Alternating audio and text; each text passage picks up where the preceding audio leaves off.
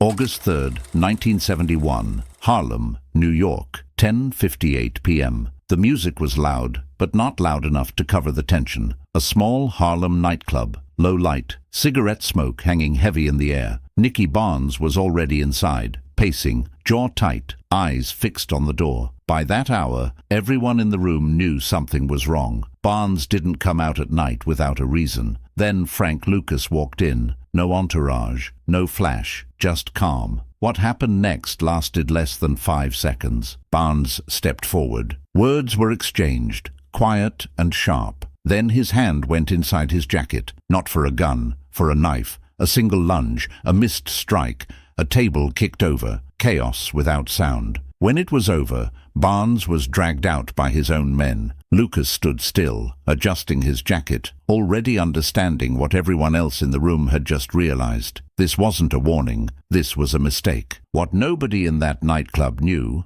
what the streets wouldn't understand until it was too late, was that the next 24 hours would decide who truly controlled Harlem, and by the time the sun rose again, one of them would be dead. Harlem did not sleep in the early 1970s. It waited. By 1971, the neighborhood had become a pressure cooker built from heroin money, political corruption, racial tension, and a police force that knew exactly who ruled which blocks. Everyone understood one rule. Power in Harlem was visible. You could see it in the cars, the bodyguards, the clubs, and in who the police chose not to stop. Two men stood at the center of that gravity. One was Frank Lucas, already infamous for doing something no black drug trafficker had ever done at that scale, cutting out the Italian mafia entirely. No middlemen, no protection tax. He controlled his supply straight from Southeast Asia, moved it through military cargo channels during the Vietnam War,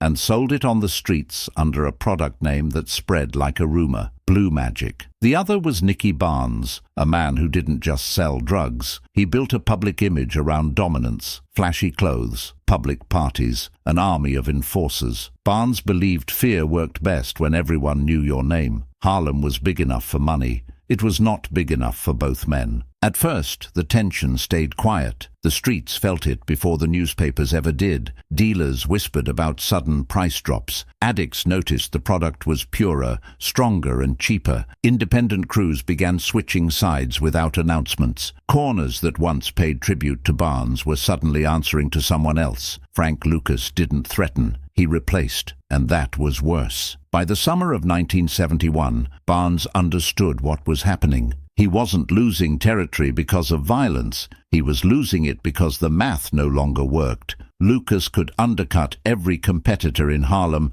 and still profit. That kind of leverage didn't just damage business, it humiliated rivals. In the underworld, humiliation invites blood. The moment that changed everything happened in a place that wasn't supposed to matter, a small Harlem nightclub off 125th Street. No headlines, no cameras, just music, smoke, and men pretending not to watch each other. Frank Lucas arrived late, as he often did. He wore plain clothes, no jewelry, no flashy colors, and sat with his back to the wall. That was his habit. Lucas believed survival came from discipline, not spectacle. Nicky Barnes arrived already angry. Witnesses later said Barnes had been drinking, but not sloppy, focused. The kind of anger that doesn't explode, it sharpens. He moved through the club surrounded by men who made space without asking. When Barnes spotted Lucas, the room shifted. No words at first, just eye contact. Barnes walked over slowly, smiling in a way that didn't reach his eyes. Lucas didn't stand, didn't greet him, didn't move. That silence was interpreted exactly the way Barnes feared, as disrespect. The argument started low,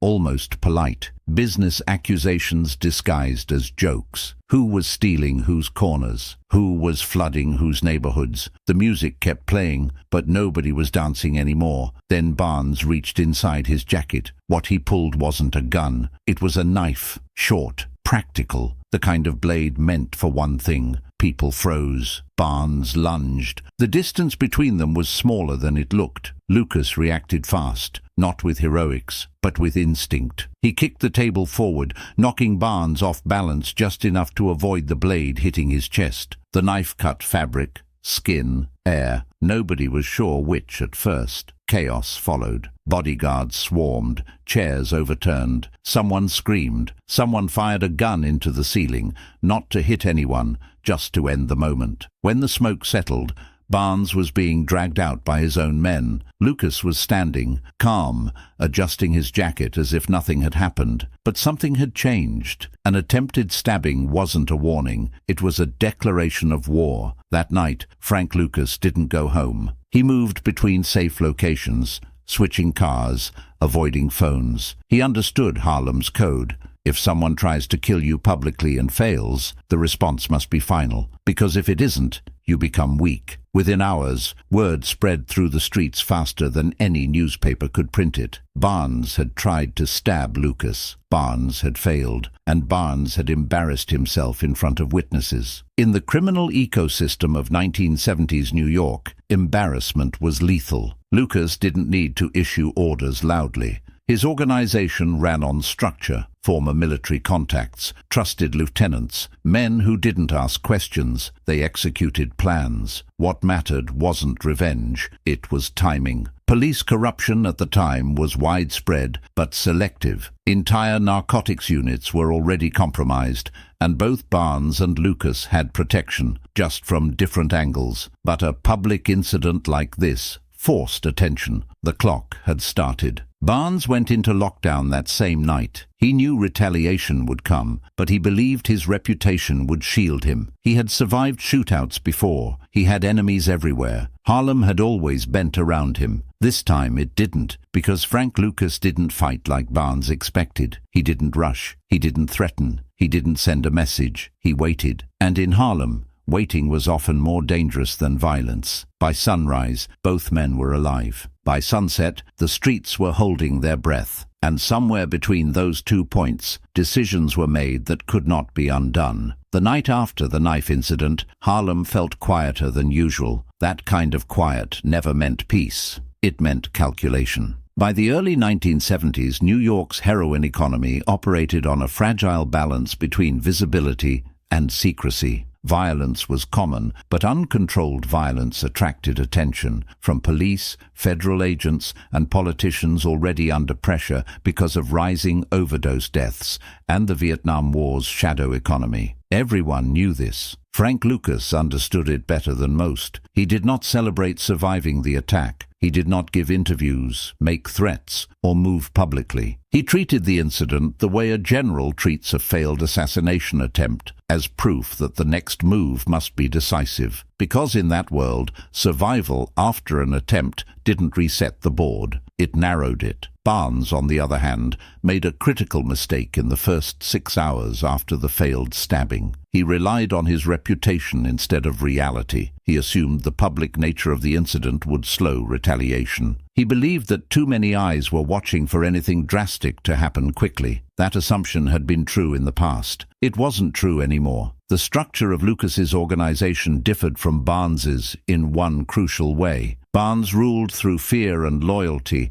bought with money and spectacle. Lucas ruled through logistics. His men didn't think of themselves as street soldiers. They thought of themselves as part of a system, and systems move quietly. Before dawn, Lucas met with 3 trusted lieutenants in an apartment that had no phone and no connection to his main operation. The meeting was short. No raised voices, no dramatic speeches, just confirmation. Barnes had crossed a line. What followed wasn't rage. It was procedure. The question wasn't if Barnes would be neutralized. It was how, without destabilizing Lucas's supply chain or drawing unnecessary law enforcement heat. By mid-morning, surveillance began. Barnes had relocated twice overnight, moving between known safe houses in Harlem and Upper Manhattan. His movements were predictable despite the tension. He still trusted his perimeter. He still believed numbers alone created safety, but paranoia changes behavior in subtle ways. Barnes cancelled meetings. He avoided public spaces.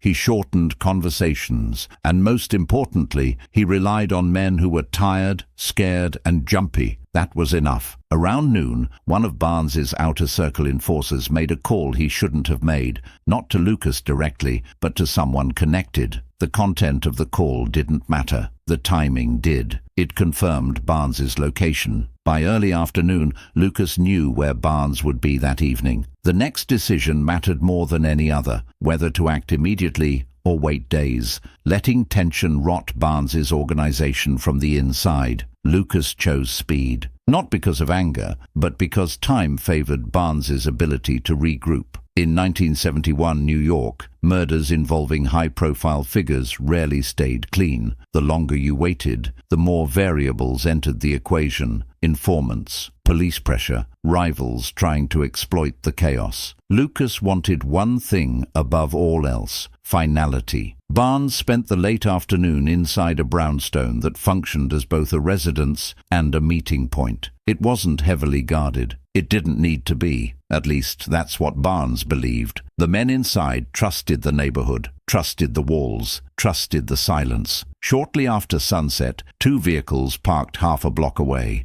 They stayed there long enough to look ordinary. No rushing, no idling engines, just cars existing on a Harlem street where nobody asked questions.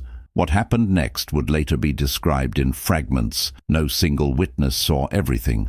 No official report ever reconstructed the full sequence. But the outcome was undeniable. Sometime within a narrow window, less than 10 minutes, Barnes was shot multiple times at close range. The shots were controlled, not frantic. No civilians were hit. No prolonged gunfire echoed through the block. The attackers vanished the same way they arrived. When police arrived, Barnes was already dead. 24 hours hadn't passed since the knife had flashed in that nightclub. The message didn't need explanation. In Harlem, speed like that meant power. The reaction was immediate and electric. Word traveled through barbershops, street corners, pool halls, and police precincts.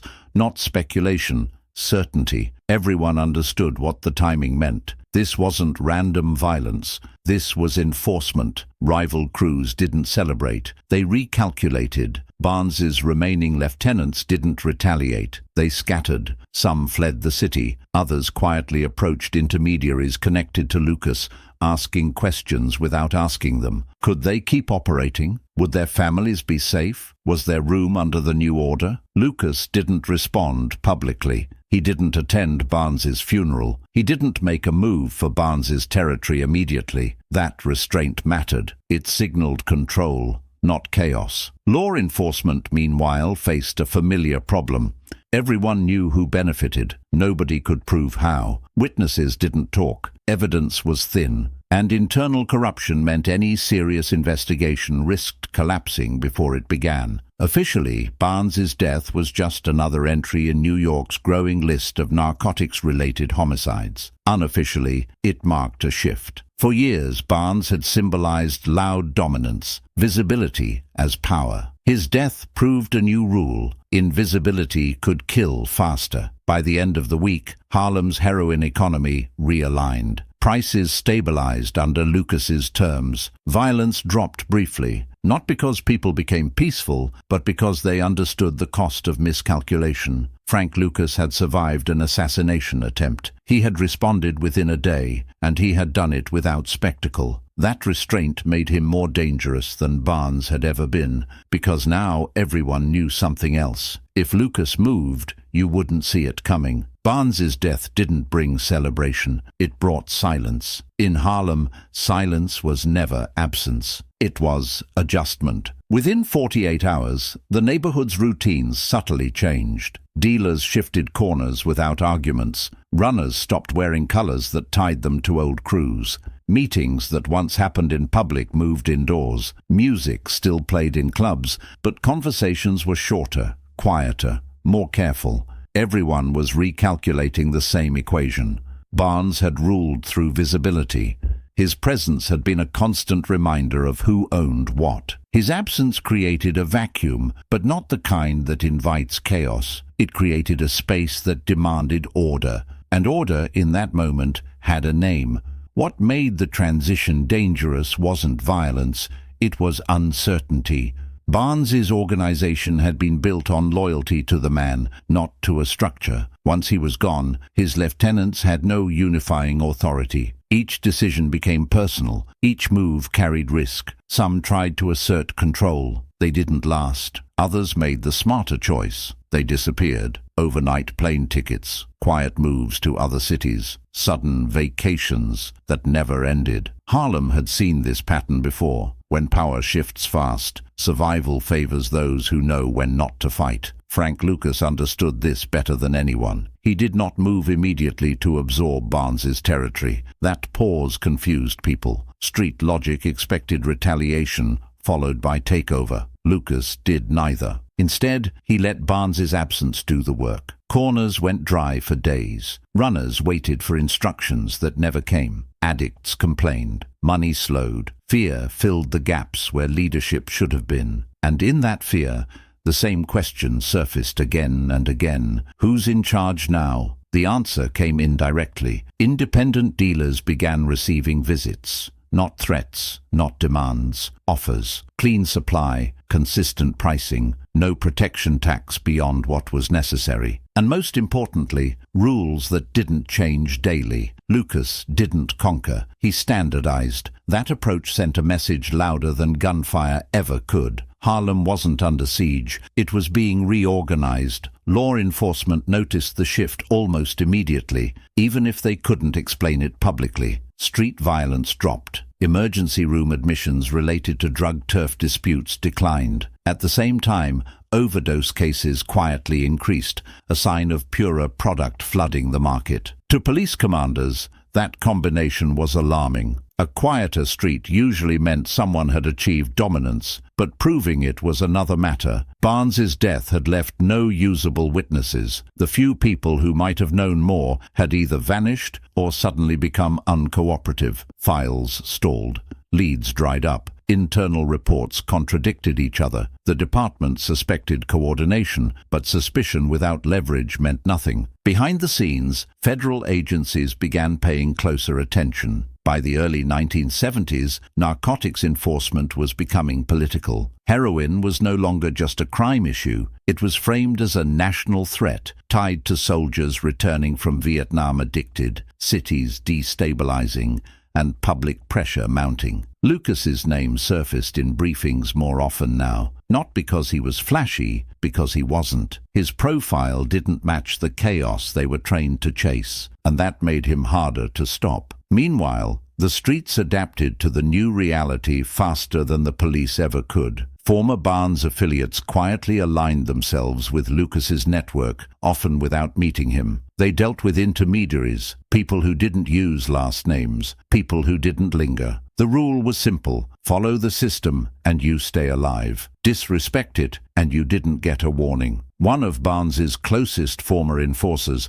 learned that lesson the hard way. Weeks after Barnes's death, he attempted to reassert control over a lucrative corner, assuming Lucas would tolerate a show of independence. The response wasn't immediate, it was delayed. 3 days later, the man was arrested on an unrelated charge. 2 days after that, he was assaulted in custody by someone he didn't recognize.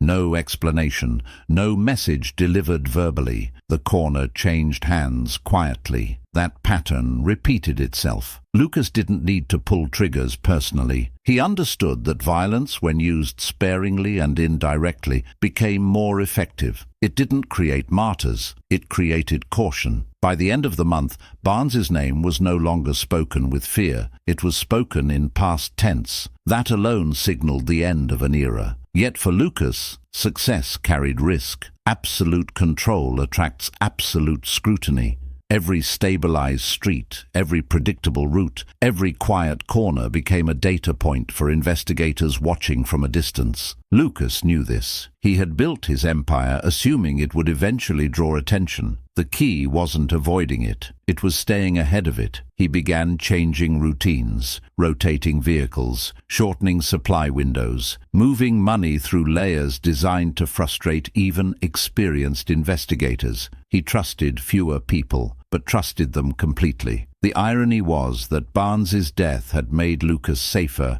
and more vulnerable at the same time. Safer on the streets, more exposed at the top. Harlem, meanwhile, had adjusted. Residents noticed fewer shootouts. Store owners complained less about extortion, but they also noticed something else: addiction deepening, quiet suffering replacing loud violence. From the outside, it looked like stability. From the inside, it felt like surrender. The old rules were gone. The loud king was dead, and the new one didn't announce himself. By late autumn, the story of the knife attack had already begun to change in retellings. Some said Barnes never meant to kill Lucas. Others said the stabbing was staged. A few even claimed Barnes had been set up. None of that mattered anymore. What mattered was the result. A single failed move had erased a man who once believed himself untouchable, and his disappearance had reshaped Harlem faster than years of open warfare ever had. Frank Lucas didn't need to remind anyone what had happened. The streets remembered for him. Power doesn't disappear when it wins. It concentrates. By the winter following Barnes's death, Harlem looked calmer on the surface. Fewer shootings, fewer public disputes, less noise. To outsiders, it appeared as though the neighborhood had stabilized after years of chaos. But stability can be deceptive. What had actually happened was consolidation. The streets weren't safer. They were quieter because everyone now understood the boundaries. And boundaries, once accepted, become habits. Frank Lucas had achieved what very few had ever managed in New York's underworld: near total control without constant violence. His name wasn't shouted, it was implied. His presence wasn't visible, it was assumed. That invisibility was intentional. Lucas knew the pattern that followed every rise. First came dominance, then came attention, then came collapse. The only variable was timing. For a while, he stayed ahead of it. Supply lines remained uninterrupted. Money flowed upward without friction. Distributors operated with mechanical precision. There were no public feuds to exploit, no loose talk to intercept, no emotional decisions to track. To law enforcement,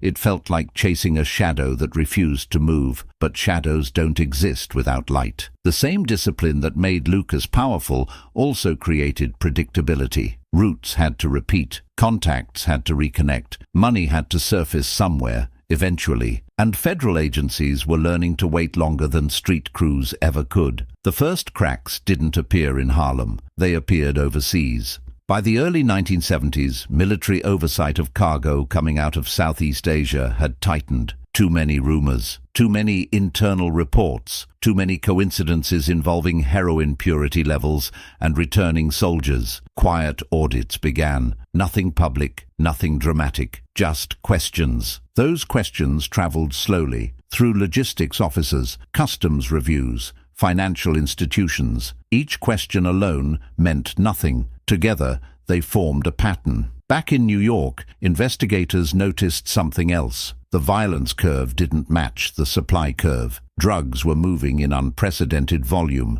yet street conflict was minimal. That contradiction was impossible to ignore. Someone was managing the chaos too well. Lucas sensed the shift before anyone told him. Men at the edges of his operation reported delays. Meetings took longer to set. Old contacts became cautious. The machinery still worked, but it no longer moved freely. That was the danger of invisibility. When it fails, there's nowhere to hide. Meanwhile, the legacy of Barnes's death had settled into folklore. On the streets, the story simplified over time. The knife, the humiliation, the 24 hours, the finality. It became a lesson repeated to younger dealers who had never met either man. Don't be loud, don't be emotional, and never miss. But legends leave out costs. Barnes's death hadn't just removed a rival, it had erased a buffer. When Barnes ruled, attention was split. When he died, everything pointed in one direction. Lucas stood alone at the top,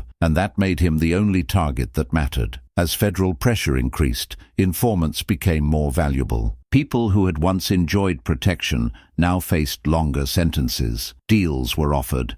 Files reopened, old names resurfaced. The structure Lucas had built resisted collapse longer than most, but even systems designed for silence depend on human loyalty, and loyalty weakens under pressure. Eventually, it always does. When arrests finally came, they didn't arrive with sirens and spectacle. They came through paperwork, through warrants, through quiet knocks on doors at dawn. Piece by piece, the network unraveled. By the time Lucas himself was arrested, the war with Barnes already felt distant, almost irrelevant, but its consequences were still there, embedded in every charge, every seized asset, every testimony. The attempted stabbing had been a moment. The response had been a turning point. Barnes's death proved that power could be taken quickly and cleanly, but it also proved something else, that absolute control accelerates exposure.